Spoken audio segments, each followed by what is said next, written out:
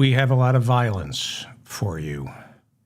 Charlie Kirk is dead at the age of 31. Kirk, founder of the conservative Turning Point USA, shot to death with a single bullet during a campus event in Utah. So far, they don't seem to have arrested a suspect. More on that in a second. Israel launched an airstrike in Qatar, attempting to take out a senior negotiator for Hamas.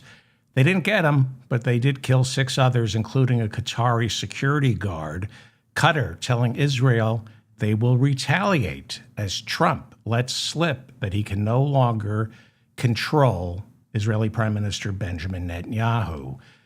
This while Israel ramped up violence in Gaza, killing several hundred Palestinians in Gaza over the past 3 days. And an Israeli airstrike in Yemen yesterday killed 35.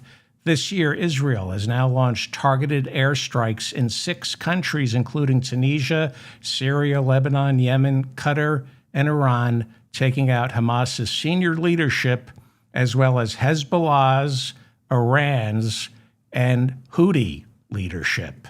For the first time since Russia's invasion of Ukraine, neighboring Poland was hit by Russian drones. This now strays into Article 5, Article 4 territory. Ukraine is not a member of NATO. Poland is. And any attack on one of us, if you're in NATO, is an attack on all of us. Putin seems emboldened after last month's Alaska summit with Trump, where, according to Ukraine's President Zelensky, Trump gave Putin everything he wants. Russia's aerial assaults on Ukraine have intensified in the past week. They are now the worst in 2.5 years of fighting. This is the Mop-Up. I'm David Feldman. In New York City, not a good day. No arrests so far in Wednesday's shooting of Charlie Kirk, the conservative activist and founder of Turning Point USA.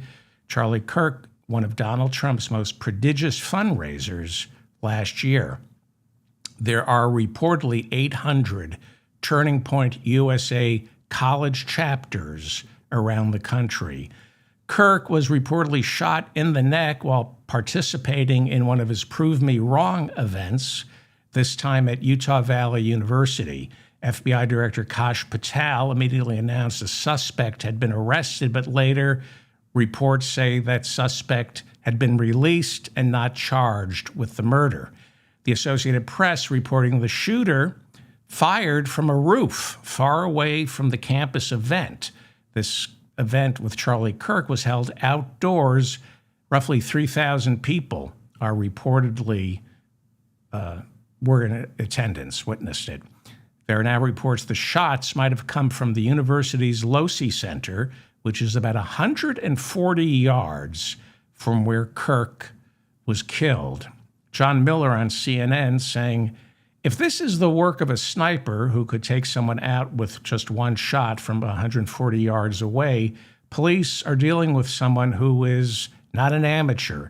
Miller went on to say this guy or woman might be methodical, who knows exactly what they're doing, and could be difficult to catch. But he added, maybe he's left behind some breadcrumbs. There are now reports that Kirk's security team and the university's police did not coordinate protection properly before the event. Preliminary reports from the Associated Press say students who attended the event didn't have to walk through metal detectors and didn't have their bags checked. One witness telling CNN, quote, I looked around and there was no security. We were able to walk right in. I had a ticket. Nobody checked my ticket. We were able to go through the door and go through some students and go all the way down to the front row. Associated Press reporting the Utah Department of Public Safety has confirmed no one is currently in custody as they search a manhunt underway for the shooter of Charlie Kirk. Last month, Charlie Kirk called for a government ban on members of the transgender community purchasing weapons. This after a transgender shooter killed 2, injuring 18, at Annunciation Catholic School in Minneapolis. Back in March of 2023, a transgender shooter killed 6 students at the Covenant School in Nashville, Tennessee. So in the year following that shooting back in 2023, the transgender shooter, and then up to the one that happened in Minneapolis, 1 year after the 2023 shooting, there were 350 school shootings. That's according to a database kept by David Reedman. 350 school shootings 1 year after the transgender shooter shot up Covenant School in Nashville, Tennessee in 2023. It is estimated that as many as 100 students have been shot to death since the 2023 Covenant School shooting. But conservative activists have decided that only transgender people should be denied the right to own a gun. According to video taken of the killing, Kirk was shot while fielding a question from a student on this very subject. Kirk was asked about the exact number of transgender shooters that there have been. So, not going to play you the clip. There's no need to see or hear any of this, but I'll read you the transcript from the Associated Press. According to the Associated Press, this was the lead up. These were the final words of Charlie Kirk. So this exchange reportedly went like this. An audience member asked, quote, "Do you know how many transgender Americans have been mass shooters over the last 10 years? Kirk responded, quote, "Too many." Then the student, according to the Associated Press, asked, "Do you know how many mass shooters there have been in America over the last 10 years? Kirk asked, quote, "Counting or not counting gang violence?" And then, according to the Associated Press, a single shot rang out.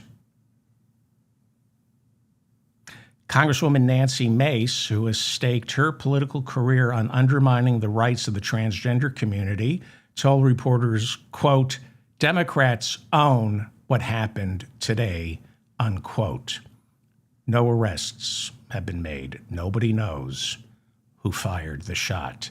Donald Trump went on television to mourn the loss of Charlie Kirk.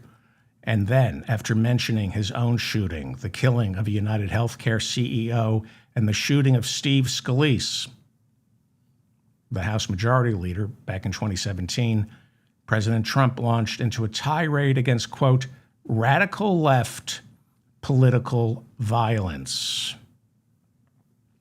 Speaker Mike Johnson said he is being inundated right now with requests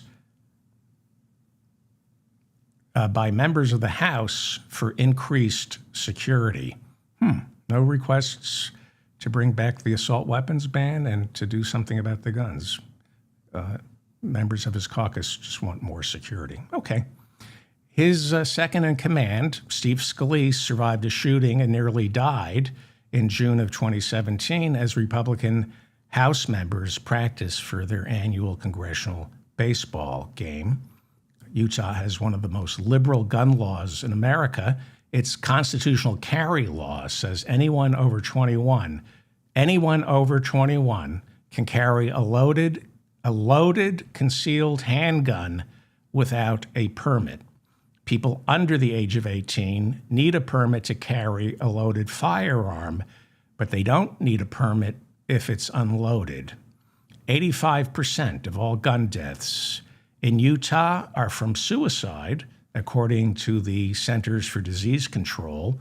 Utah, despite its lax gun laws, has one of the lowest gun homicide rates in our country. An online petition to cancel Kirk's appearance had been signed by 1,000 students. Utah Valley University, the largest campus in the state, ignored the petition, saying the First Amendment protects all opinions, even unpopular ones. Here at the David Feldman Show, I and my listeners abhor all manifestations of violence. This is unacceptable. We should be able to disagree without getting shot. This is the only country where this happens on a regular basis. I think it's the guns. That's what I think. I think it's the guns. All right. The Republican majority in the House of Representatives is expected to be pared down to 2 seats after Democrats held onto a reliably blue seat in a special election in Virginia on Tuesday. This special election was held to replace Virginia Democrat Jerry Connolly, who passed away back on May 21st at the age of 75. James Walkinshaw will be the new congressman from Virginia's 11th congressional district. He blew out Republican Stuart Whitson, his challenger, with about 75% of the vote. This serves as an excellent bellwether for next year's midterms. Walkinshaw outperforming Kamala Harris's share of the vote in this congressional district by nearly 10 percentage points. He got 75%. Kamala Harris won it with 65%. We're seeing huge swings in special elections this year. With James Walkinshaw seated in Congress, there's now reporting that only one more signature will be needed on that discharge petition being circulated by House Republican Thomas Massie and House Democrat Ro Khanna, calling on the House to take a vote on whether the Justice Department should be ordered to turn over the entire contents of the Epstein files. Speaker Mike Johnson refusing to take that vote, so a discharge petition is a workaround. It's a parliamentary procedure that allows House members to circumvent the Speaker, forcing him to discharge the resolution from his Rules Committee so it can be voted on. You need 218. From what I'm hearing, they are now one shy. In a surprise move Wednesday, Senate Minority Leader Chuck Schumer attached an amendment to this year's defense authorization bill to force a vote on the Epstein files. The amendment was similar to what's inside the discharge petition currently circulated in the House. It died. I'm just getting reports before we went on that Republicans killed it. Senate Republicans, for the most part, have stayed out of the Epstein files, letting the battle take place in the lower chamber being the House of Representatives. Now, with Schumer bringing a vote or trying to bring a vote, he has boxed Republicans in, forcing them to either be on the side of full transparency or protect Trump. So this is all political posturing. There's simply no way all of the Epstein files will ever be made public without major redactions being negotiated by both sides.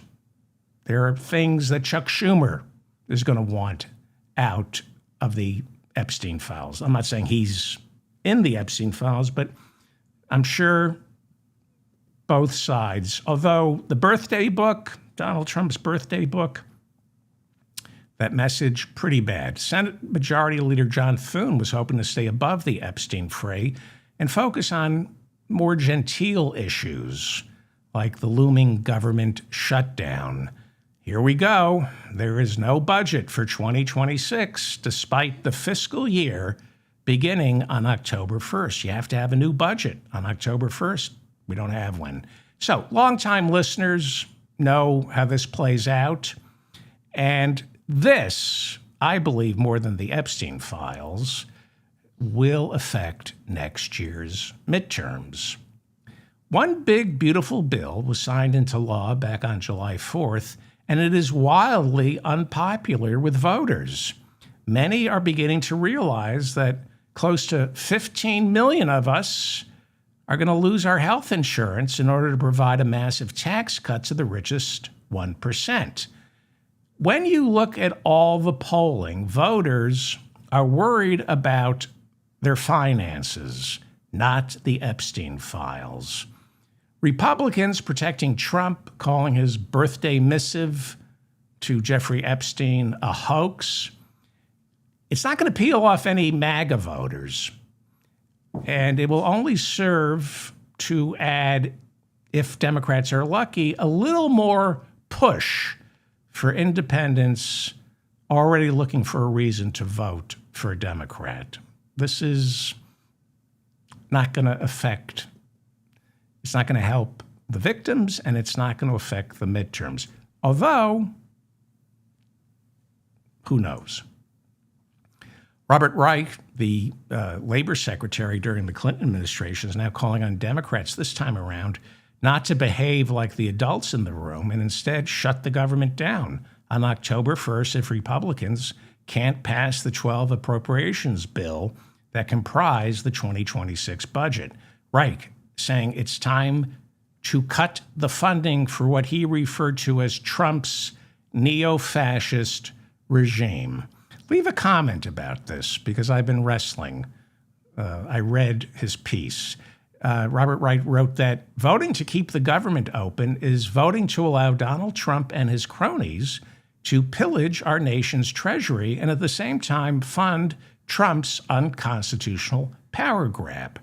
Reich then said, with proper messaging, Democrats can use the government shutdown to spotlight Trump's ransacking of the administrative state for personal gain, while at the same time, Democrats could force a meaningful discussion on how Trump and his entire administration are now operating outside the bounds of law.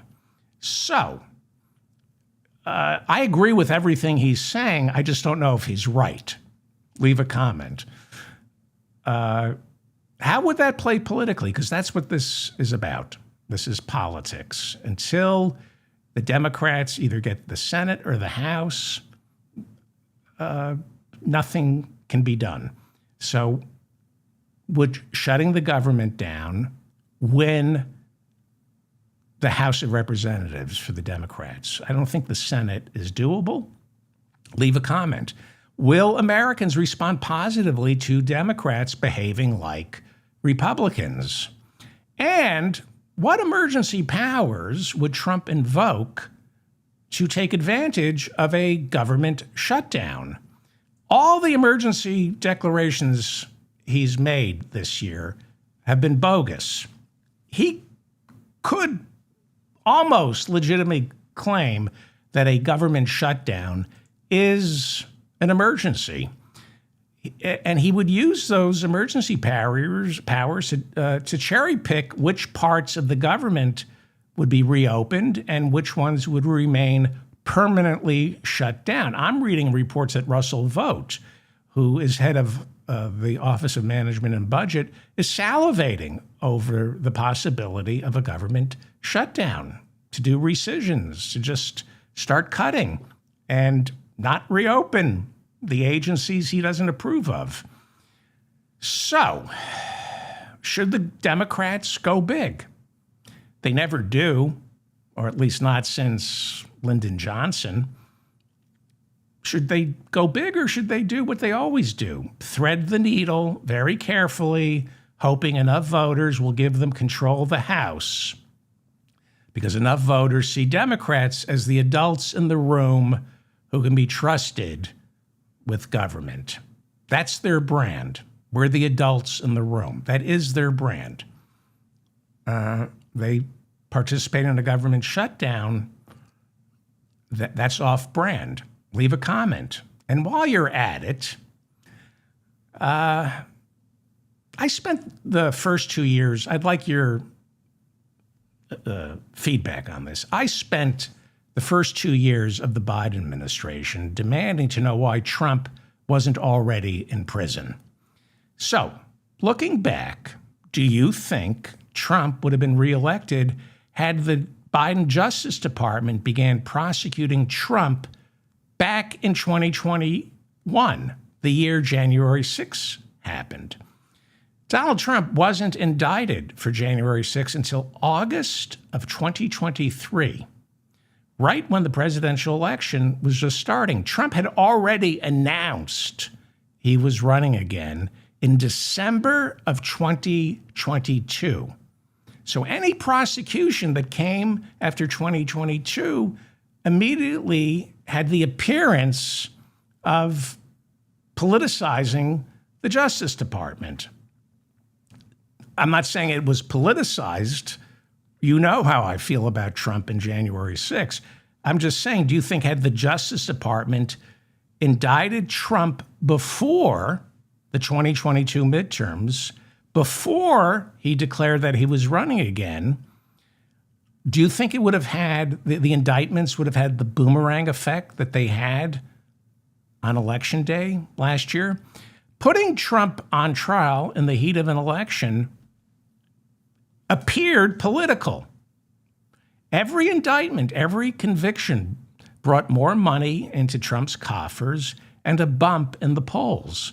A lot of voters who don't like our criminal justice system, and there are many, including me, a lot of them, not me, felt either empathy or sorry. They felt sorry for Donald Trump. So, what do you think? I know it was hard for Merrick Garland and Jack Smith to put a case together. They went, when it came to January 6th, they went first for the low-hanging fruit and worked their way up. And it took till August of 2023, nearly 2.5 years after January 6th, to get a grand jury to indict Donald Trump. That seems like a long time.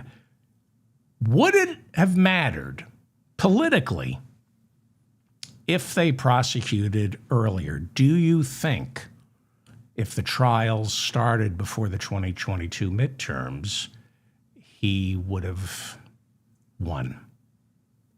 I don't know. If you were to go by Tuesday's special election in Virginia, as well as a raft of special elections throughout the year, especially in Iowa, it would be advisable for Democrats to continue being the party of responsible. Let Trump lead the country off a cliff. He's the merchant of chaos.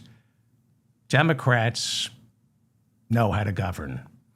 For better or worse, elections are not won by some new grand narrative. It's too late for rebranding. This isn't the party of Bernie Sanders or AOC. It remains the party of Pelosi, Schumer, Obama, Jeffries, and Clinton, not Joe Biden. Biden moved too far to the left. That's one of the reasons he was thrown to the curb. These Democrats, they're not going to change between now and the midterms. They are going to try to win this by threading the needle, going with the Goldilocks position, not too conservative, not too liberal, just right, and just right is just wrong. But that's the plan.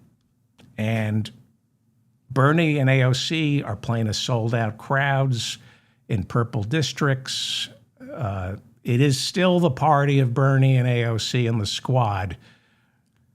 But if you look at Virginia and you look at this on a granular level, you have a little sympathy for Hakeem Jeffries, who's trying to win back the House. And Virginia serves as a terrific bellwether.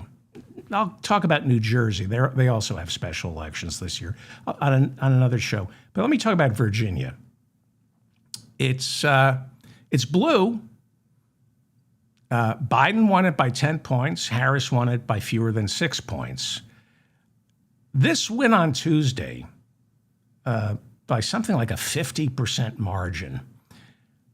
It signals the Democrats, besides having history on their side, also have early trend lines signaling they might take back the House of Representatives.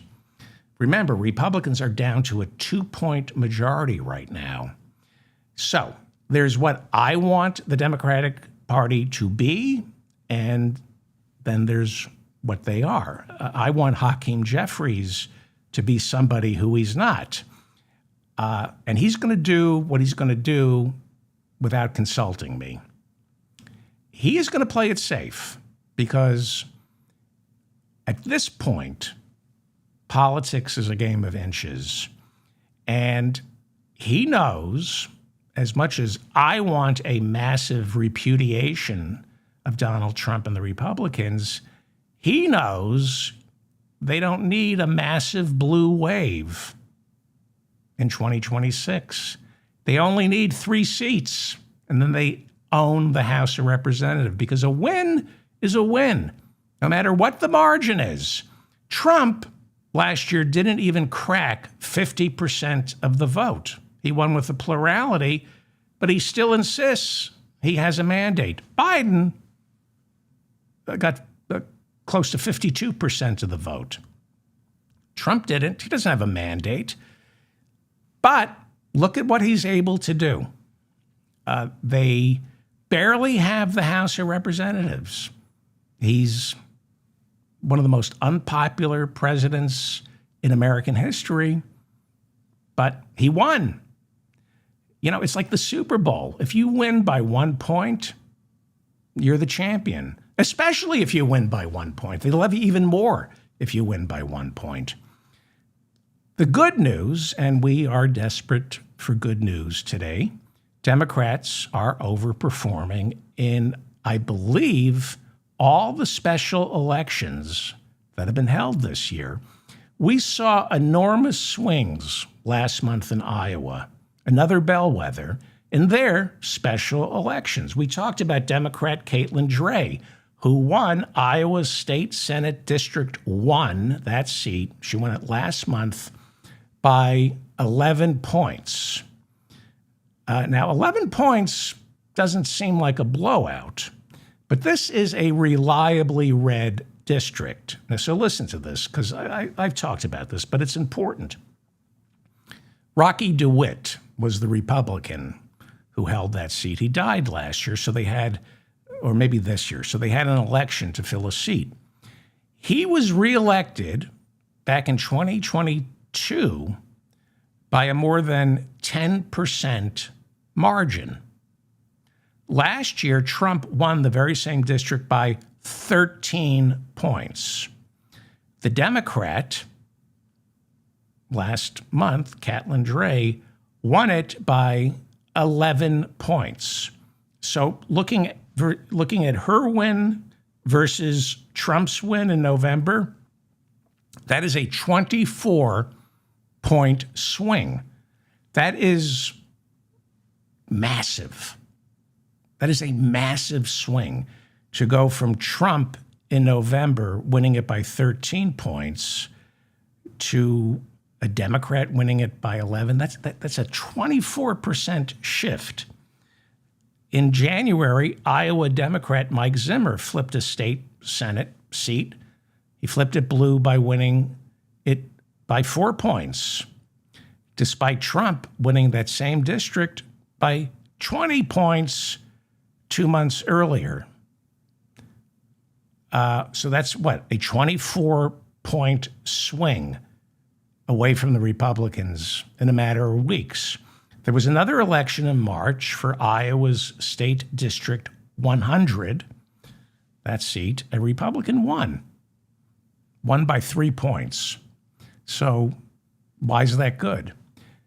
Because Trump won it by 27 points.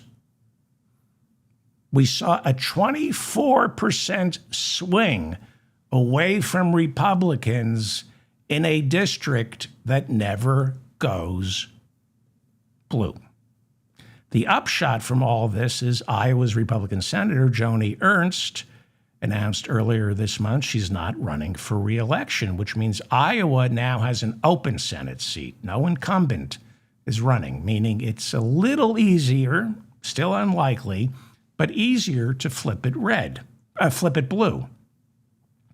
In April, Iowa's Republican Governor Kim Reynolds announced she won't be running for re-election next year. She is the single most unpopular governor in the country. In fact, most, if not all, governors in our country are above water, which means more people like them than dislike them. The only governor consistently underwater, one, Kim Reynolds, governor of Iowa. She passed the 6-week abortion ban 2 years ago, passed anti-immigration laws, making it tougher on farmers to get workers, and she passed a bill that removed gender identity as a protected class from the Iowa Civil Rights Act. Democrats should be doing a lot better. They should be doing a lot better. Is Iowa turning blue? Obama carried it in 2008 and 2012, but no, I don't believe it's turning blue. It's turning away from Trump. It's turning away from Republicans like Kim Reynolds. But they will come home to the Republican Party. They will come home to Trump. Especially when they take a look at Chuck Schumer and Hakeem Jeffries. Everybody hates Trump until they see the alternative, right? Most Americans look at Chuck Schumer, a Jew from Manhattan, and Hakeem Jeffries, a black from Brooklyn, and they say, not most Americans, but a lot of reliably read congressional districts and reliably read states see Chuck Schumer and Hakeem Jeffries as creators of the Great Replacement theory. So politics is a lot harder than we think. It would be nice to do what Robert Reich, the Secretary of Labor under Clinton, said, and that is throw a temper tantrum, shut the government down. And I understand that when you're fighting Nazis, you can't negotiate. I do understand that. So there's a little part of me that agrees. But there's another part of me that thinks, well, if they thread the needle and win, then unless Trump declares martial law, and even if he does declare, but that this would end his presidency. So there's a lot of violence to get to, but I just want to mention, so the Democrats only need 3 seats to pick up the House. I don't think we're going to get a blue wave given Trump's stranglehold over the media, his Republican Party, the courts, and he has a stranglehold top down on the levers of power in reliably red states. It's really hard to vote if you're a person of color or if you're poor in those states. I believe Democrats might be able to squeak out a win next year in the House of Representatives. If they do, that's the end of Trump. So back to James Walkinshaw's blowout win in the special election to fill Virginia's 11th congressional seat after the death of Democratic Congressman Jerry Connolly. This isn't sports. This isn't a game. This is the only way we can stop the Republicans, by winning at the ballot box. There are judges who are helping us. The Supreme Court is not going to be there for us. They might surprise us on some cases. I'll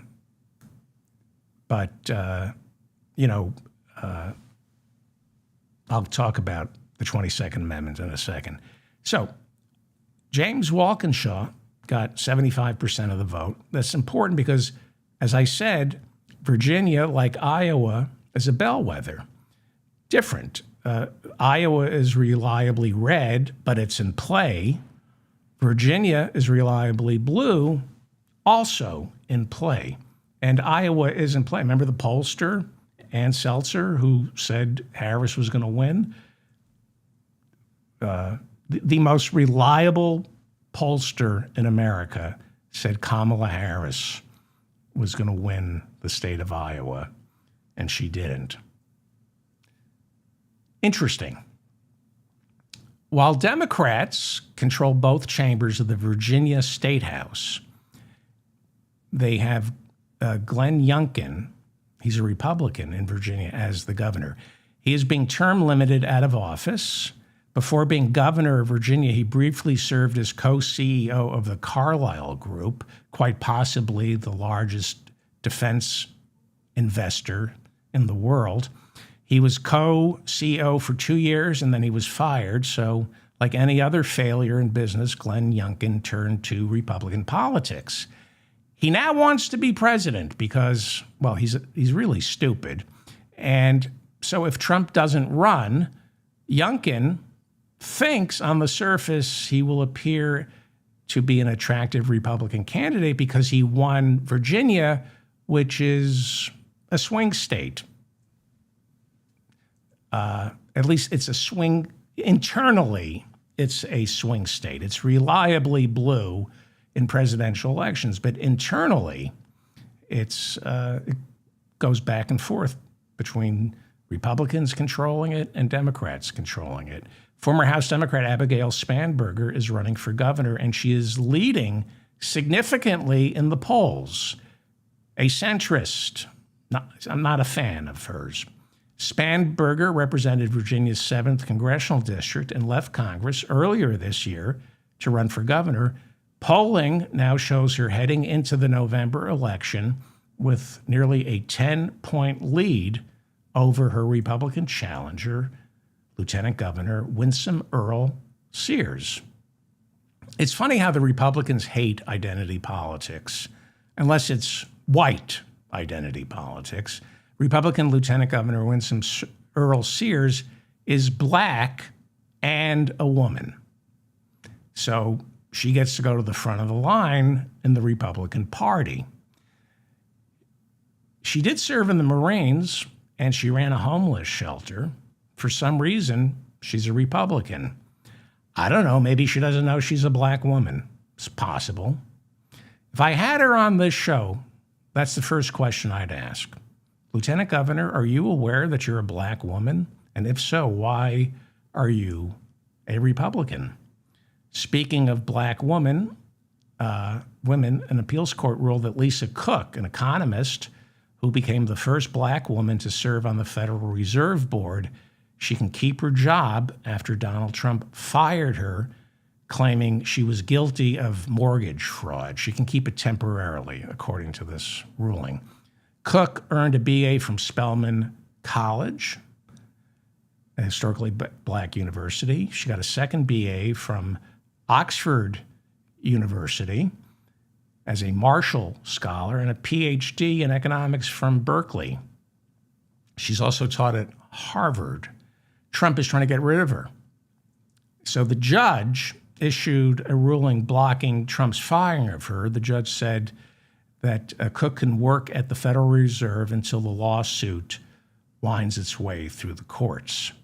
U.S. District Judge Gia Cobb wrote that according to the Federal Reserve Act, a president can only fire a Federal Reserve government for cause. There has to be a reason. Judge Cobb said it was likely the courts will find that the cause for firing Cook was illegitimate, that you can only fire her over something she did while serving as a Federal Reserve governor, not something she did in her past, like filling out the wrong paperwork on a mortgage. But she's a black woman. Trump detests women. He loathes black people, so he especially hates black women. Of all the governors on the Federal Reserve Board, he targets the one black woman. Omarosa, who worked briefly in the first Trump White House, said she personally heard the tape put together by apprentice employees of Trump using the N-word repeatedly on the set of The Apprentice. In case you never watched The Apprentice, Omarosa is a black woman. And in her book, she said 3 people had confirmed the existence of the tape where Trump is repeatedly using the N-word in front of other people on the set of The Apprentice. After the book was published, she said she heard the tape and said she has no doubt that Donald Trump is a racist. Well, then why did you work for him?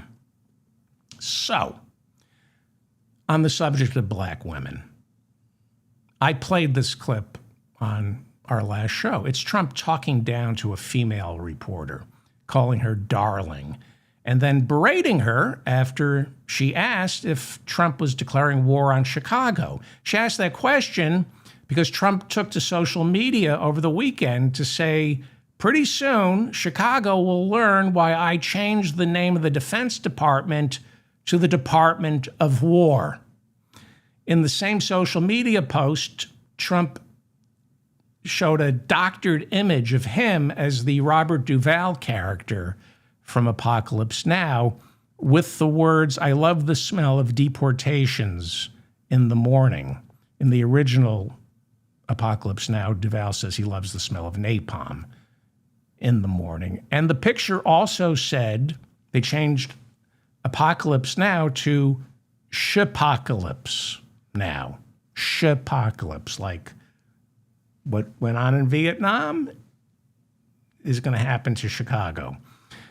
So it's a good question. Are you waging war on Chicago? This is a female reporter who asked Trump if he was declaring war on Chicago. And I played it on the last show. And I wanted to show you how he talks to women, how condescending he is to women, how threatening and menacing he is to women with the cameras rolling. And so imagine what he's like when he's in private with women. One of my listeners, thank you very much, left a comment telling me the woman he was talking to at the time was Yamiche Alcindor, black, a black woman. It's not the first time he's disrespected her. Alcindor covers the White House for NBC. Before that, PBS. But the only network Trump sees is DEI. So, knowing that this is not just a woman, that this is an accomplished black woman, I'm going to play it again. It has a different feeling now that I know he's talking to a black woman. It's fake news, and you say that, darling, that's fake news. What? I don't go to war. Listen, be quiet. Listen. You don't listen. You never listen. That's why you're second rate. We're not going to war. We're going to clean up our cities.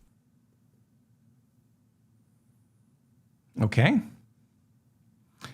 You don't talk to anybody that way. You don't talk to your children that way. You don't talk to your employees that way. You don't talk to your wife that way. You don't talk to a man that way or a woman, and you especially don't talk to a black woman that way when you're known as a virulent racist, which Donald Trump is. Every day,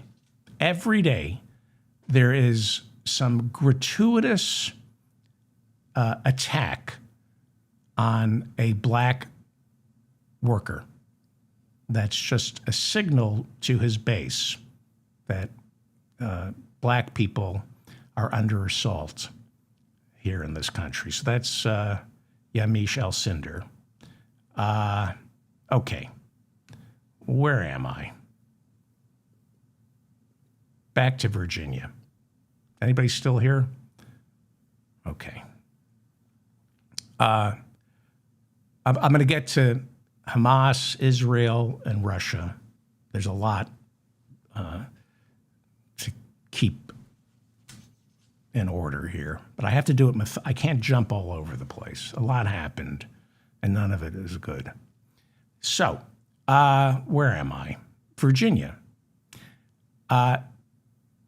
here is what to watch in November. And again, this isn't the Super Bowl. This isn't, I like politics. I like following the races because there's a game to it. But this is not entertainment. This is about overturning this authoritarian regime at the polls peacefully. So here's what to watch in November. The race for governor of Virginia is important, Abigail Spanberger, but in Virginia, they tend to swing back and forth between Republicans and Democratic governors. It's reliably blue in presidential elections, but when it comes to governors, it seems they go back and forth with Republican and Democratic governors. Ralph Northam, Democrat, was the governor, I think, before the Republican Youngkin. Before Ralph Northam, the governor was Terry McAuliffe, who called himself a Democrat, but he's a Clinton Democrat, so he's really a Republican. Before McAuliffe, there was Bob McDonnell, a Republican. So it would be nice to see Abigail Spanberger elected. She's, not my favorite, but she's a Democrat. I don't think Virginia's race for governor will tell us anything about next year's midterms other than what we know already, and that is it could go either way. It shouldn't surprise us that Abigail Spanberger, the Democrat, is leading in the polls. That's not necessarily a good sign. Control of the State House, I believe, is the real bellwether.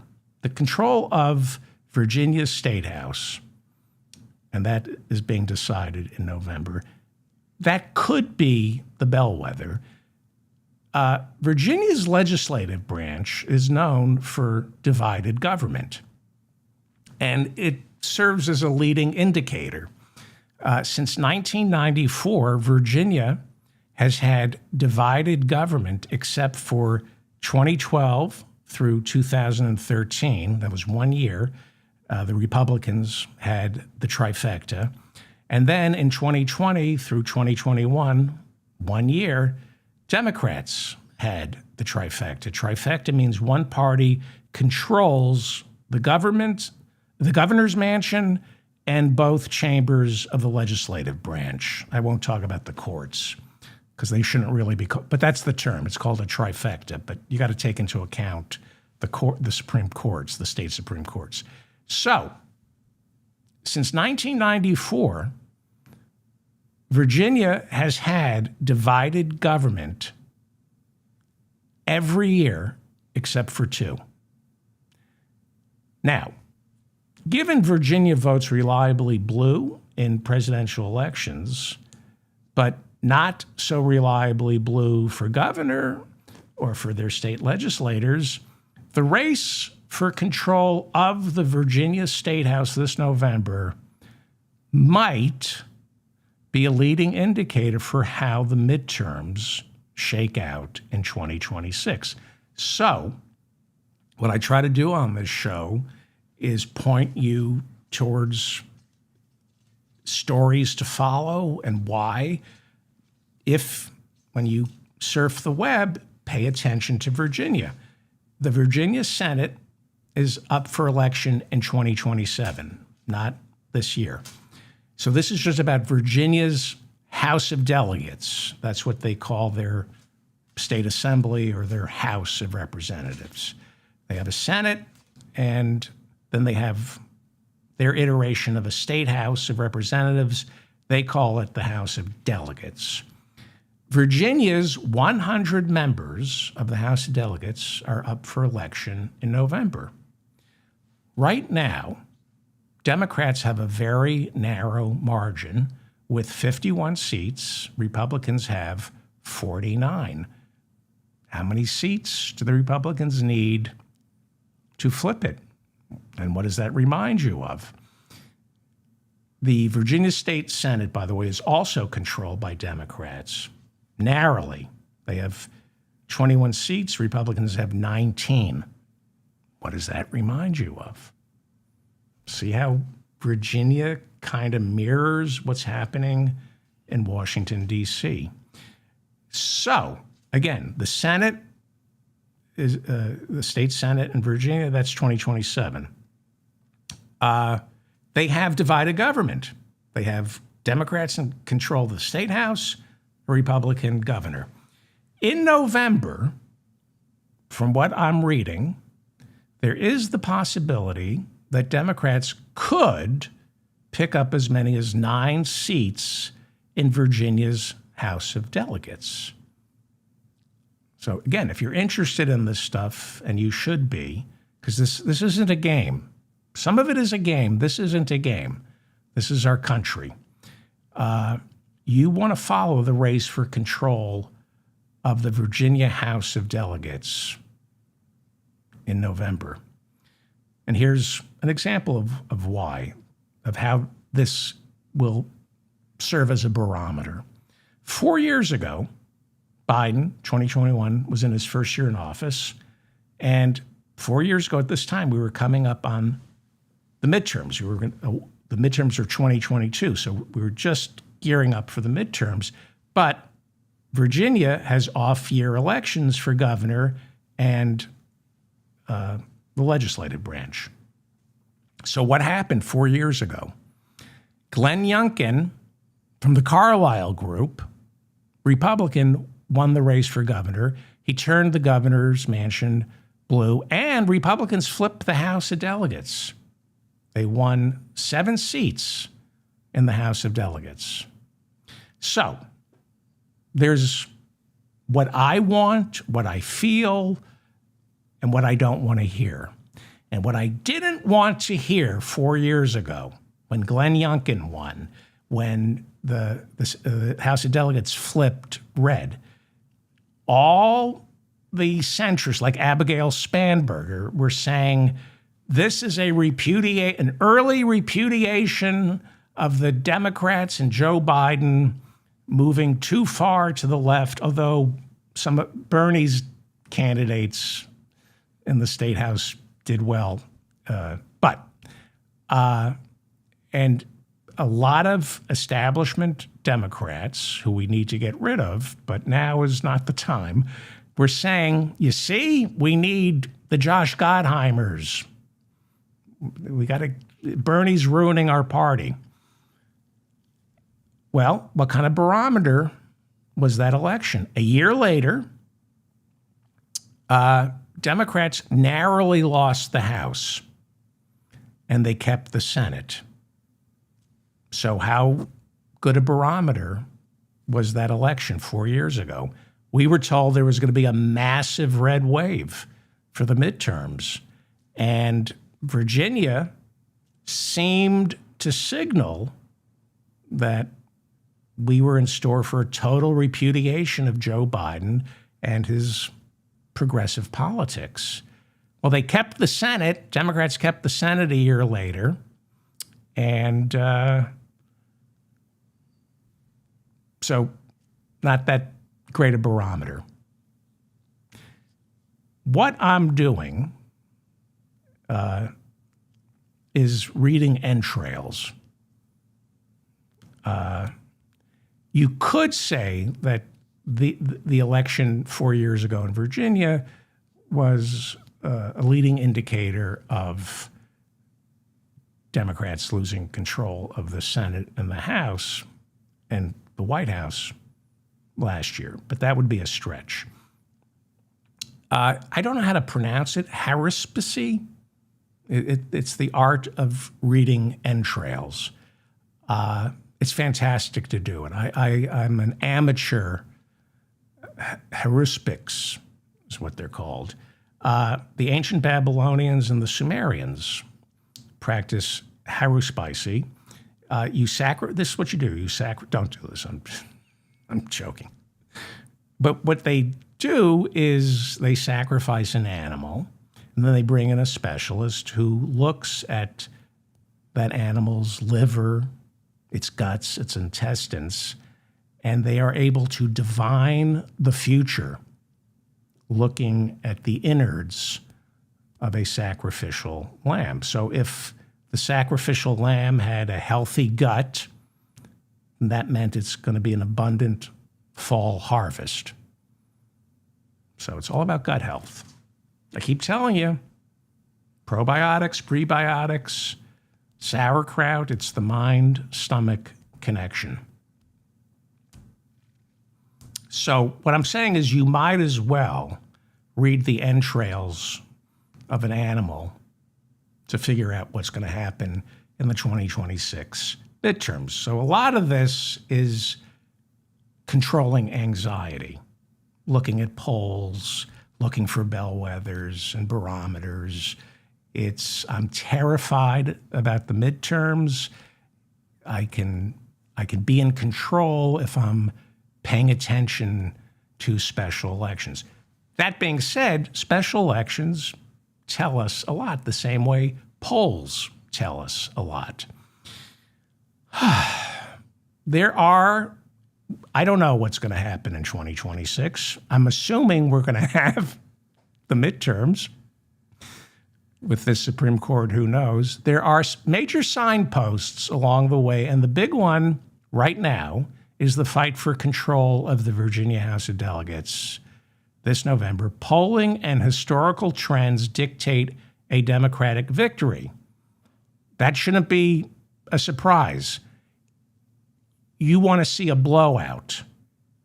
If there's a blowout, like we're seeing in all these special elections, then there's a pretty good chance of an abundant harvest in November of 2026. If it's close, if Abigail Spanberger gets elected, but it's close, if Democrats maintain control of the House of Delegates, but it's still narrow, then that's a bad sign. And of course, if Democrats lose, that's really bad. That's a really bad sign. So I know some of you are bored. Virginia is too deep into the weeds.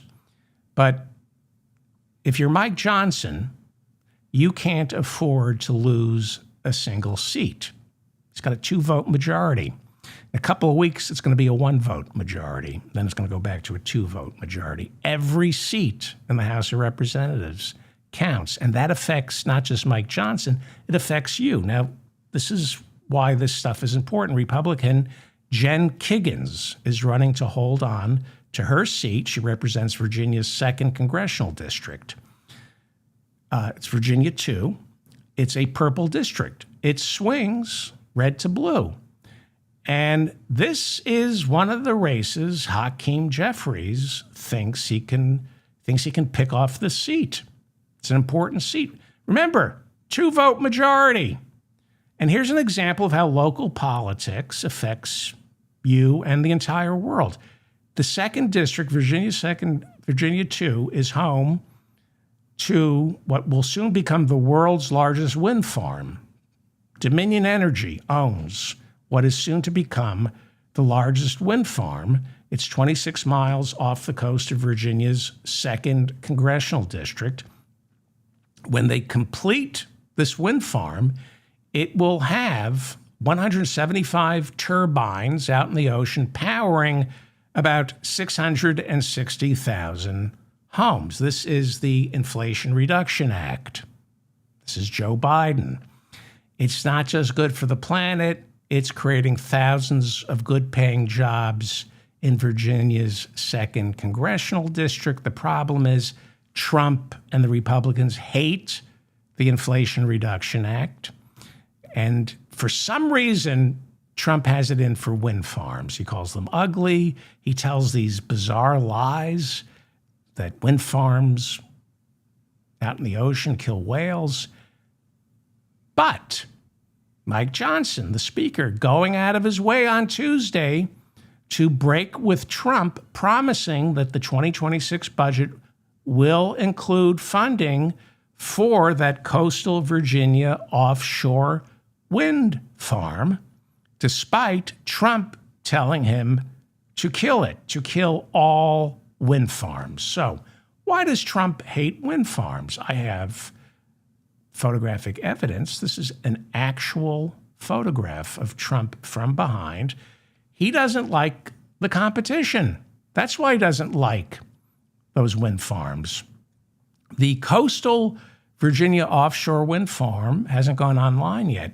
When it does, it will be the largest wind farm in the country. But that's a title currently held by Donald Trump, whose methane is bottled at the source every half hour and then used to power 550,000 homes and businesses in Staten Island. That's why the people of Staten Island, they say, we run on Trump's farts. Here is this rare photograph of the methane capture apparatus strapped to Trump's prodigious wind farm to turn it into energy. They changed the tank every half hour, not just for the energy, but also because if it gets released into the atmosphere, people pass out from the toxicity. Anybody still here? Okay. The Communications Workers of America and Tesla Takedown are calling on Americans to cancel their subscriptions with T-Mobile to protest T-Mobile's decision to work with Donald Trump's new Trump Mobile. The goal is to get 10,000 subscriptions canceled by November 1st. The group's website calling for the boycott, they have a website, and they say, quote, as Trump wages a war on immigrants and deploys troops in our cities, T-Mobile is focused on getting as close as possible to the president. The Communications Worker of America accused T-Mobile of being anti-union. They say T-Mobile has gone to extraordinary lengths preventing workers from organizing. T-Mobile ended its DEI program 2 months ago after bending to pressure from the Trump White House. Kevin Bacon, Billy Bob Thornton, and Zach Braff are currently under contract to star in commercials for T-Mobile. I'm probably pronouncing that incorrectly.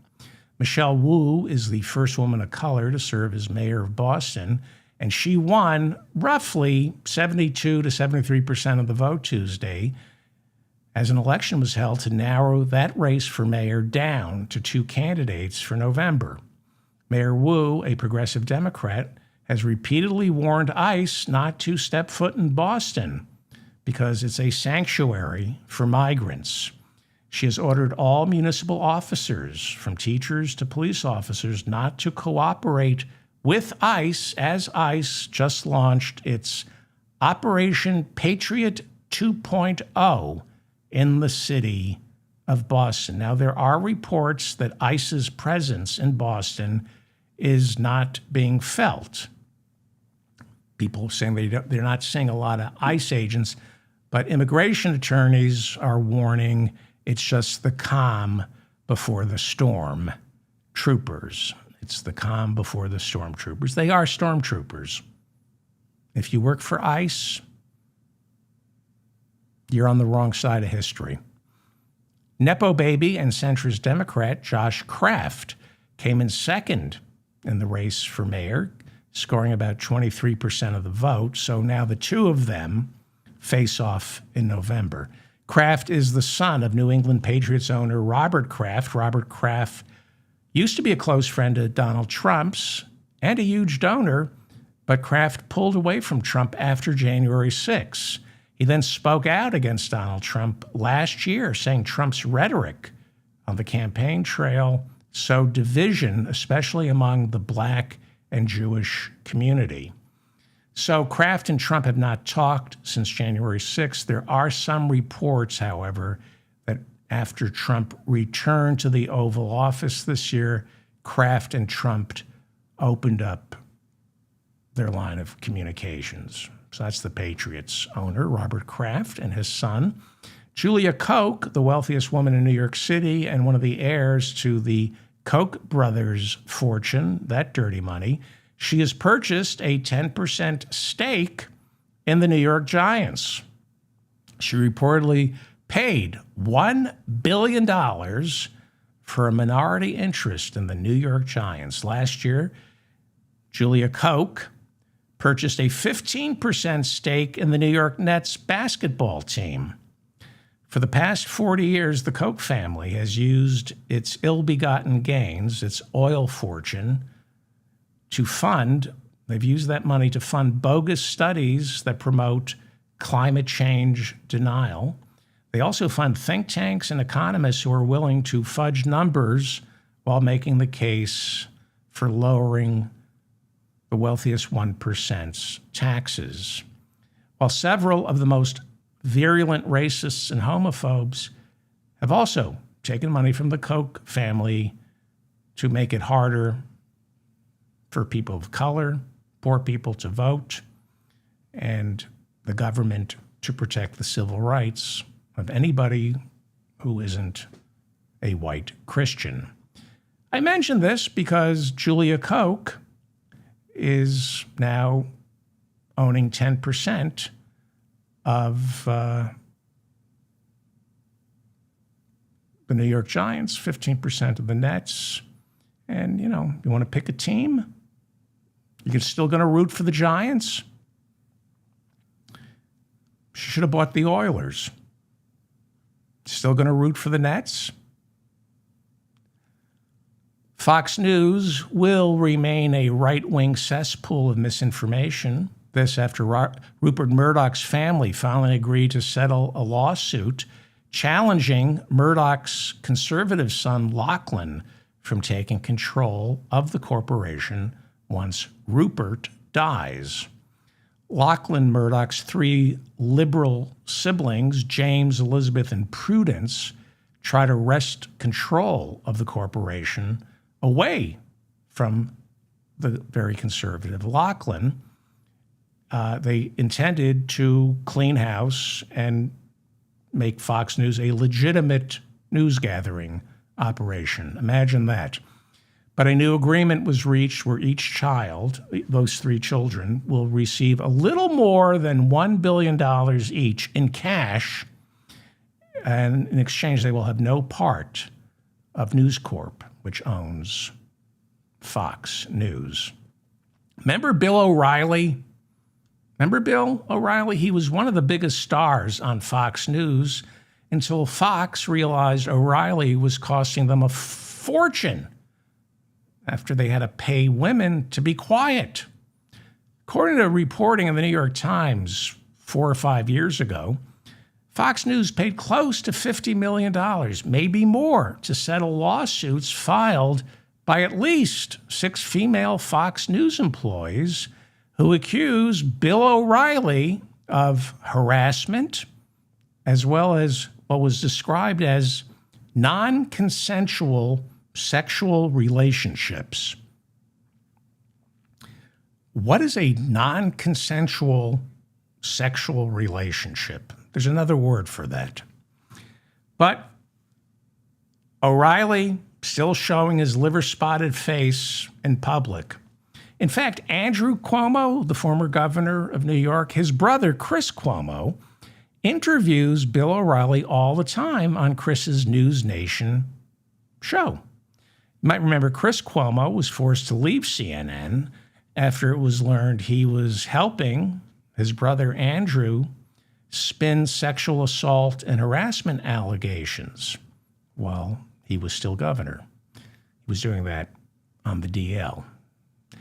On Tuesday, Bill O'Reilly declared that anyone who votes for Zohran Mamdani, the Democratic socialist running for mayor of New York City, Bill O'Reilly said voting for Zohran Mamdani, quote, is an act of evil. An act of evil. This from the man who cost Fox News about $50 million because he couldn't stop abusing the female employees. So I'm going to assume Bill O'Reilly supports Andrew Cuomo, his friend Chris Cuomo's brother. Andrew Cuomo, governor, former disgraced governor of New York, now running for mayor, despite 13 female New York State employees swearing under oath that Andrew Cuomo groped, assaulted, and harassed them. He was forced, Andrew Cuomo, candidate for mayor of New York City now, was forced to resign as governor of New York after Letitia James, the New York State Attorney General, launched an investigation concluding that all the accusations were credible. In 2024, Joe Biden's Justice Department concluded Governor Andrew Cuomo violated Title VII rules, and that as governor, he created a climate of fear and retaliation for any women who complained about his improper conduct. The Justice Department last year concluded, at the very least, Andrew Cuomo as governor subjected at least 13 women to a hostile work environment. But Andrew Cuomo, after stepping down, is rebranding himself and calling himself a victim of the cancel culture. No, cancel culture is over something you said. You said something inappropriate. This was over what you did to at least 13 women. Maybe Mario Cuomo, your saintly father, never taught you this, but touching a woman's private parts without consent is assault. It's assault. But you're the governor and you're white, so they didn't send you to jail. So it should come as no surprise Donald Trump wants Andrew Cuomo to win the race for mayor of New York City. He's trying to convince our current mayor, Eric Adams, to drop out and endorse Andrew Cuomo. Adams, of course, was under indictment for taking bribes from the government of Turkey and campaign finance violations. The Trump Justice Department dropped the prosecution earlier this year after Adams agreed to cooperate with ICE, despite New York being a sanctuary for migrants. And one of the promises our mayor made to ICE was to turn over the notorious jail here in New York, Rikers Island. He would make it available to ICE. One judge describes Rikers Island as a torture chamber. Another judge described it as an insane asylum from the 19th century. Rikers Island was ordered closed years ago. The city has dragged its feet building an alternative. So Rikers Island has been kept open. They need to keep it open because there's no place to house homeless people of color. That's basically what we're using Rikers for. There's no place for homeless people of color. The shelters are filled. You live on the streets, you're automatically called insane, a threat to the community, and judges just throw these people into Rikers Island. On Monday, State Supreme Court Justice Mary Rosado voided an executive order signed by Mayor Adams that would have turned over parts of Rikers Island to ICE. He signed it over to ICE, even though the city council told him not to. In rejecting Adams' executive order, the judge cited a Justice Department lawyer's resignation written after charges against Adams were dropped in exchange for cooperation with ICE. Then acting New York U.S. Attorney Danielle Sassoon, remember this? Beginning of the year, she quit in protest, claiming that the deal struck between Adams and the Trump Justice Department was an illegal quid pro quo. Adams has reportedly now been offered an ambassadorship if he drops out and throws support to Cuomo, but Adams says he's staying in the race. A new New York Times poll just out showing Zohran Mamdani with 46% of the vote in a five-way race that includes Mayor Adams and the disgraced former governor, Andrew Cuomo. Andrew Cuomo comes in second with 24% of the vote. And Mayor Eric Adams landing in a distant fourth place. Curtis Sliwa, guardian angel guy, he's ahead of Adams. Adams is in a distant fourth with just 9% of the vote. So even if he did drop out and throw his support to Cuomo, that's not enough. It's not enough. The New York Times poll shows in a head-to-head between Mamdani and Cuomo. Cuomo gets 44%, Mamdani gets 48%. Adams isn't dropping out, and either is Curtis Sliwa and the other people who are running aren't dropping out. It's not going to be a head-to-head between Mamdani and Cuomo. Maybe Mamdani's going to win, and that will upset Trump. Barron Trump, the president's youngest son, has reportedly left New York City. He's moved out. He had been attending NYU, and reports are he's now moved to the White House in order to attend college somewhere in D.C. There are reports that while attending NYU, he lived in Trump Tower with his mother, Melania, who, as we all know, only visits the White House by appointment. And this now creates a problem for Melania, who describes herself as a helicopter parent, steadfastly protecting Barron from the people who circle her husband. At one point, I believe Barron was supposed to speak at last year's Republican convention, but she reportedly nixed that idea. Now, if Barron is living in the White House, Melania is going to have to spend more time with Donald, whose breath is reportedly akin to that of the last fart of a dying cow. And here we see, let me go larger. This is not doctored. This is an actual gas mask. This was part of, they renegotiated the prenup, and Melania agreed to stay if Donald would, in exchange, wear this high-tech gas mask.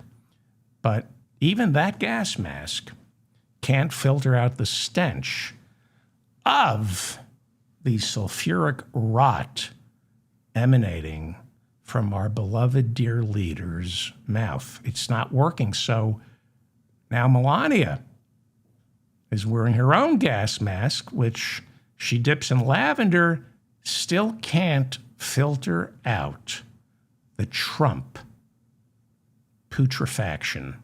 Did I pronounce putrefaction? I should have thought of a better word. These are not doctored photos.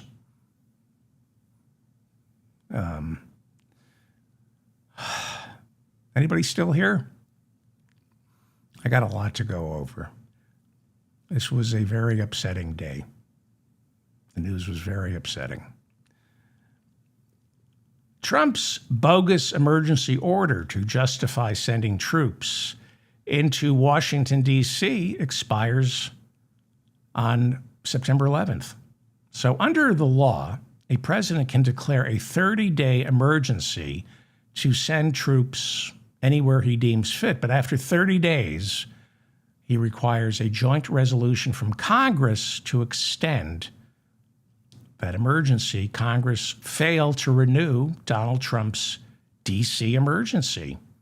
Troops will remain in D.C. until December, but Donald Trump, as of September 11, will no longer have control of Washington, D.C.'s police department.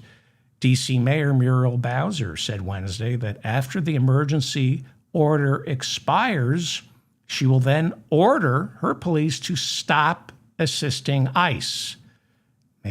Mayor Bowser said immigration enforcement is not something our police department does. The Associated Press out with a new report that at least 40% of the arrests made during the emergency rule of Washington, D.C., 40% were immigration related. At least 5 major criminal arrests in the last 30 days in Washington, D.C., at least 5 failed to secure indictments from a grand jury. Cato Institute, a conservative think tank, funded by the Koch brothers, but the Cato Institute lately has been coming out with one study after another that isn't friendly to Donald Trump. Cato Institute says most people arrested by ICE this year have not committed any crimes. Not just, they haven't just not committed violent crimes, no crimes. But Donald Trump says Washington, D.C. is safe thanks to him. He dined at a seafood restaurant in D.C. I think, is that called Joe's? Remind me never to eat there again.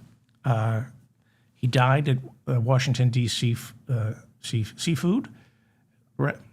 Now, good name, better than Joe's, is for seafood, Washington, D.C. food. That's a great name for a steakhouse in Washington, D.C. Washington, D. Seafood. But you don't serve any seafood. I was very depressed today. Anyway, this is the first time he's been out going to a restaurant this year, and he's used it as an opportunity to show how safe Washington, D.C. is. Here he is, about to enter the restaurant, waving to morons as he's about to enter the restaurant to dine with Marco Rubio, J.D. Vance, and Pete Hegseth. And here he is 90 minutes later after his meal, waiting for the Secret Service to bring his car around. While he was waiting for them, Trump was robbed at knife point and covered with graffiti by a roving band of white senior citizens from Indivisible, who they have in their wheelchairs. They are terrorizing the city. And look what they did. These white senior citizens from Indivisible in their wheelchair gang, spray painting Donald Trump, making him turn over all his money. You see Pete Hegseth, our defense chief, looked on helplessly. They even stole his gas mask. Yeah, I forgot to mention that. I forgot to show you, before being allowed into the restaurant, Trump had to agree to wear a gas mask so as not to cause other patrons to pass out from the toxicity of his dung-like breath. So here's Trump and J.D. Vance wearing their gas masks, but not Pete Hegseth or any. What's wrong? Oh, there they are. Okay, now they put them on. Let's eat. Okay. Notice Melania didn't show up? God, can you imagine being Marco Rubio, J.D. Vance, and Pete Hegseth? They have young kids, and they have to go out to dinner with this pig when they could be home with their children. Here is Trump. This is actual footage. The other stuff I made up. Here's Trump here's Trump arriving. This is real. Inside Joe's restaurant in Washington, D.C. He's being welcomed by the brave women from Code Pink. I love this.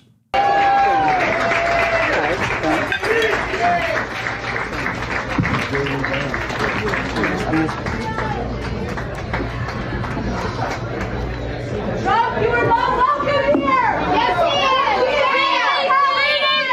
Free Palestine! Free Palestine! Trump is the Hitler of our time! Free Palestine! Trump is the Hitler of our time! He's terrorizing communities all over the world, from Puerto Rico to the Philippines, to Venezuela. He is terrorizing communities. He is not welcome to D.C. He's not welcome to Palestine. Palestine is not for sale. Free D.C. Free Palestine. Shame on you all. Free D.C. That's why I love America. That's Code Pink. Thank you. What's amazing is the number of people in that restaurant who did not boo these women.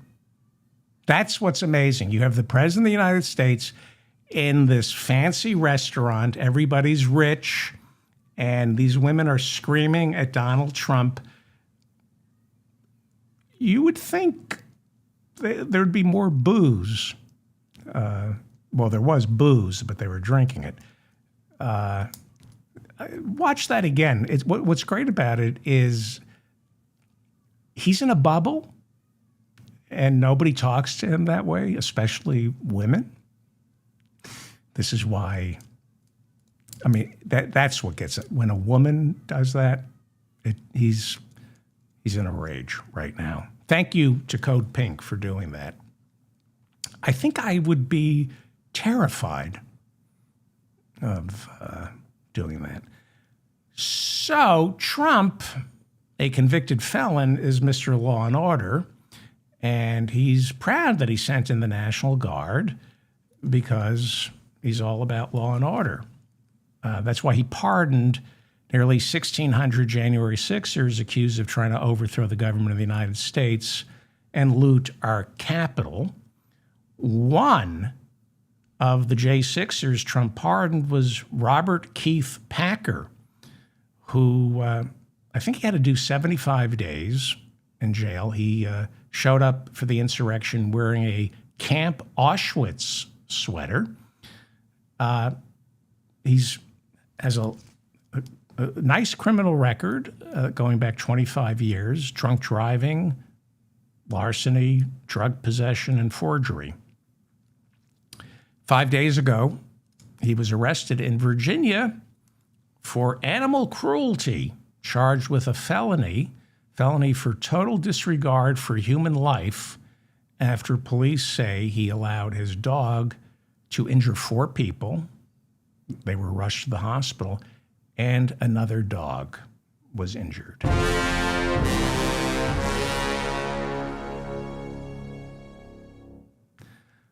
Let's turn to Gaza. On Monday, 67 Palestinians were killed, 320 were wounded, 6 people, 2 of them children, died from famine-related causes.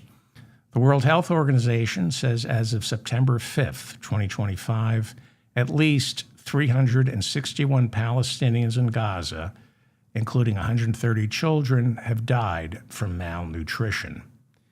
That seems a little low, but that's the World Health Organization.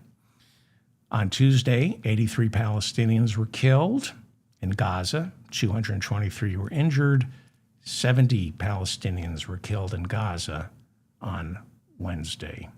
The days of negotiations are over. There will be no talk of a ceasefire between Hamas and Israel. Those days are over. Israeli military struck Doha, Qatar, targeting senior Hamas leadership who were engaged in peace talks. The Israeli attack inside Qatar involved 15 Israeli jet fighters firing 10 missiles into a building believed to be the home of Hamas's lead negotiator, Khalil al-Hayya. He was Hamas's chief negotiator. Reports are he didn't die. Many of Hamas's top leaders who live in Qatar say he's still alive. Qatar is the home to many of Hamas's top leaders because Qatar is attempting to be the Switzerland of the Middle East. Peace negotiations between Hamas and Israel and back-channel communications between the warring parties flow through Qatar. This relationship, approved not just by the United States, which has a military base in Qatar, but it's approved by Benjamin Netanyahu. He said it's okay for Hamas's top leadership to live in Qatar. He also, Netanyahu, open about this, admits that he made a deal with the nation of Qatar to send money to Hamas in Gaza. Netanyahu openly admits he wanted Qatar to build Hamas up in order to divide and conquer the Palestinian people. There's Fatah that kind of runs the West Bank. That's Yasser Arafat's party. And Hamas rules Gaza, and Netanyahu wanted Hamas to become as powerful, if not more powerful, than Fatah, because Hamas does not recognize Israel's right to exist. And if Hamas became more powerful, then Netanyahu could make the political case that Israel doesn't have a negotiating partner for a two-state solution. You can Google all of this. I'm always stunned by my friends who don't know about Humanitarian City and the plan to ethnically cleanse Gaza. Look this up. Netanyahu openly admits that he's going to ethnically cleanse Gaza, and he openly admits that I asked Qatar to fund Hamas in order to divide and conquer the Palestinian people. He wanted to prove that there would be so much infighting between Fatah and Hamas that the Palestinians couldn't govern themselves. Hamas says its senior leadership and their negotiating team survived, but 6 died in the attack, including a member of Qatar's internal security force. Trump reportedly was completely surprised by this attack, later saying that killing Hamas leaders, while a good idea, not something Israel should be doing in Qatar. He accused Israel of violating the sovereignty of another nation. Like when you bombed Iran. He then assured the Qataris that, quote, such a thing will never happen again on your soil. He's worried about Qatar. Qatar denies Trump's claim that he warned them of the attack in advance. And supposedly Israel did not consult with America before the strike. And Trump is assuring Qatar, this won't happen again, I promise you. I think he's worried Qatar is going to back out on that jet they promised him. He's worried about that jet. The first thing he thought when he heard about the strike, my jet. For the first time since Russia invaded Ukraine, Russian drones violated Polish airspace. The drones were shot down by the Polish military. Most of them were shot down by the Polish military. Trump took to social media immediately after the drone strikes and wrote, quote, what's with Russia violating Poland's airspace with drones? What are you, Jerry Seinfeld now? What's the deal with Russia violating Poland's airspace? I don't do Jerry Seinfeld. But he goes, what's with Russia violating Poland's airspace with drones? Here we go! Exclamation point. Here we go. What does that mean? Here we go. Russia's Minister of Defense said it was an accident. They had not planned to attack Poland. Poland's Prime Minister, Donald Tusk, that's his name, said this is the first time Poland has come this close to armed conflict since World War II. Russian-guided air bombs struck the village of Yarova in the Donetsk region. They killed at least 24 civilians, injuring 19 who had gathered to collect their monthly pension payments from a postal vehicle. Ukraine's senior military leader reporting Russia has massed 100,000 troops along the border with Ukraine. He says they're planning a fresh offensive before the winter. Ukrainian Commander-in-Chief Alexander Syrsky stated that Russian forces outnumber Ukrainian troops 3-1 in some areas of the fighting, 6-1 in others.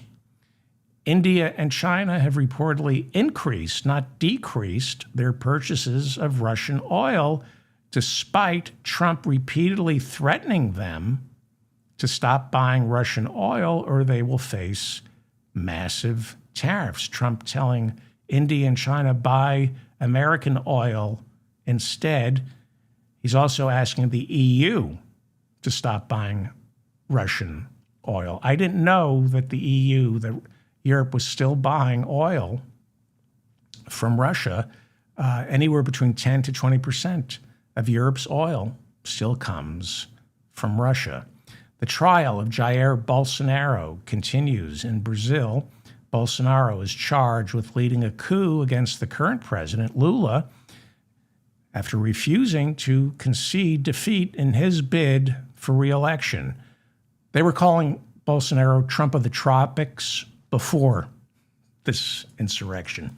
Bolsonaro is also charged with plotting to kill President Lula, as well as a Supreme Court justice. Donald Trump imposed a 50% tariff on Brazil, he said, specifically because of the political persecution of Jair Bolsonaro. A final verdict should be coming in any day now. It could be by the time you hear this, and it's, now you never know, but it's looking pretty bad for Jair Bolsonaro. So there are 5 Supreme Court justices who are going to rule on this. The first of 5 Supreme Court justices in Brazil found former President Jair Bolsonaro guilty. Then another judge issued a guilty verdict. On Wednesday, a third judge ruled the charges should be dropped, saying the court didn't have jurisdiction in the case. So that's 3, that's 2-1. So 1, 2, 3. And there are 2 more judges that need to be heard from.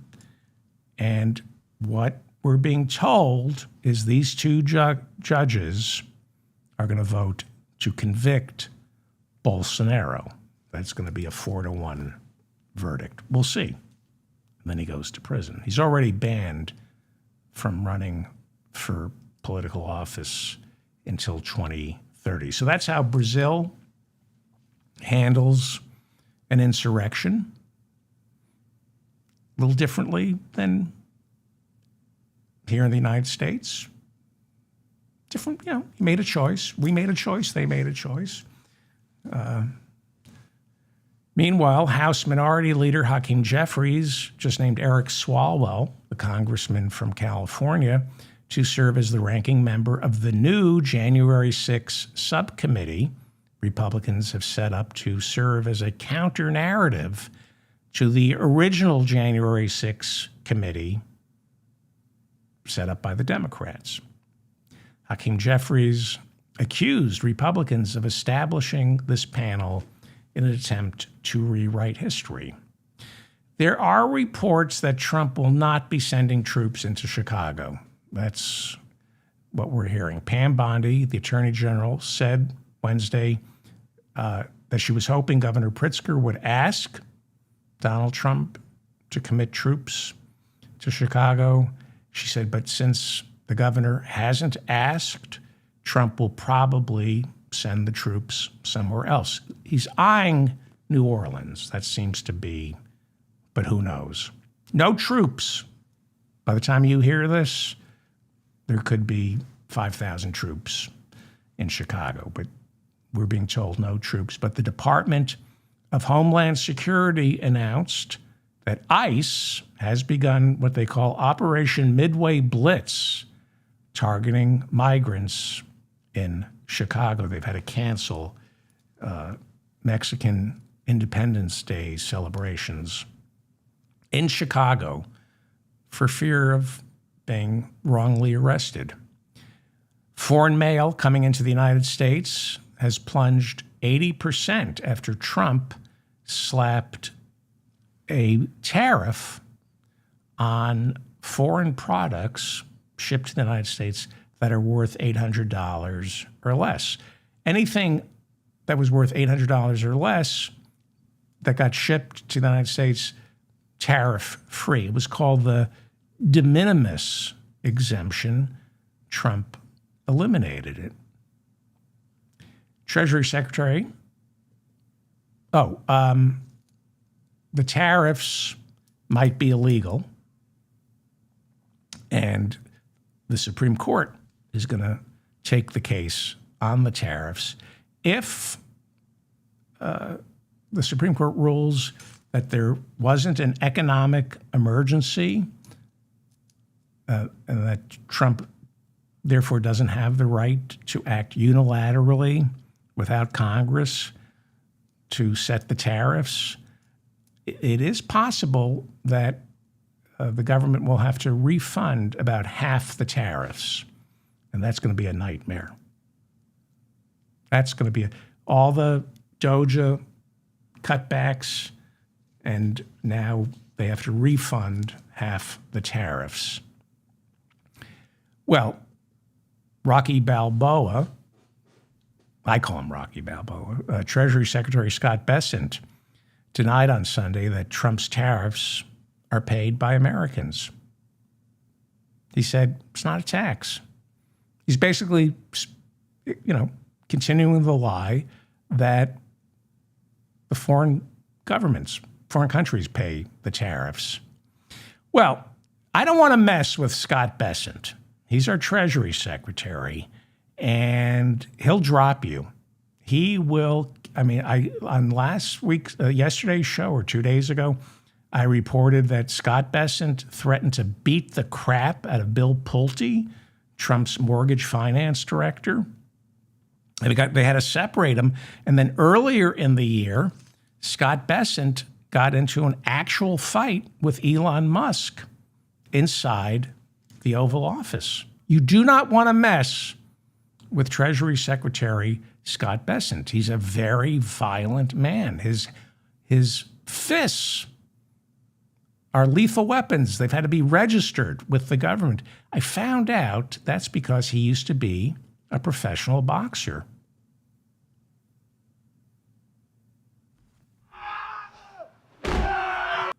Yes, and he likes to train female boxers in his off time.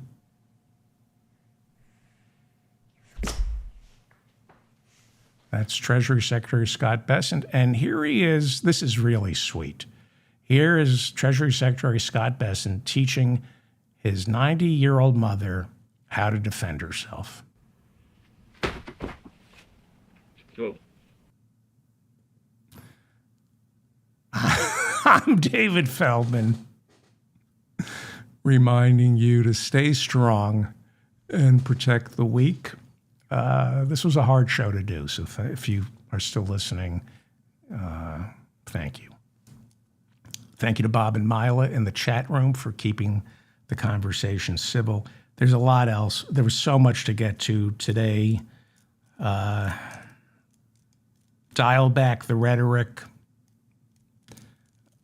Be nice. Be kind. Don't be scared. Right? Then we learned that from Yoda. Anger is, what is anger? Fear or something? All right. Thank you all. Share this. Oh, and there's this, if you're still here, a lot of you are telling me you can't access, you're not getting notifications. I'm not in your feed on YouTube. There seems to be a problem. People say, sign up for your I subscribed and I get notifications. I sign up for notifications and I don't know when your show is. Here's what you need to do. I found this out. So if you're having trouble finding the show, go to your YouTube account and go to the far right corner of your screen. This is the far right corner of my screen. I see my face. It says David Feldman, my handle, right? And then you'll see a thing, this right there, restricted mode. That the default setting for a lot of you is restricted mode on, which means you are not being delivered ads or videos that are of questionable taste. Why? Questionable taste? So if your restricted mode is on, turn it off, because this show is considered questionable. Again, I just zoomed in here. See, restricted mode, turn it off, not on.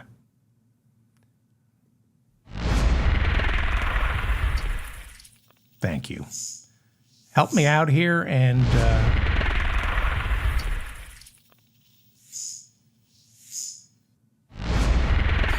what the? Oh my God, hang on. How do I? There we go. Goodbye. Anybody still here? Okay. I have new polling, but I can't go over it. We'll go over new polls on the next show. Thank you all. Hit the like button so I remain in your feed.